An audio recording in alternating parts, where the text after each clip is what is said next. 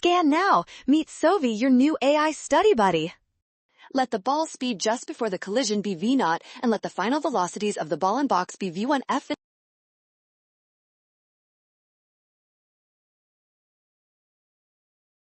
Taken as positive, because the two objects have equal mass and the box is initially at rest, conservation of momentum gives v0 equals v1f plus v2f.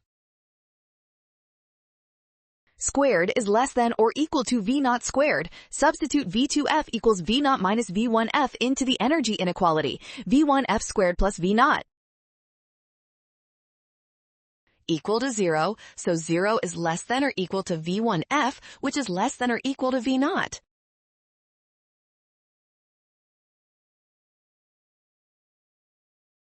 Great job working through that. Scan the code. You can learn better with Sovi. Watch out for sign errors and always double check each step carefully.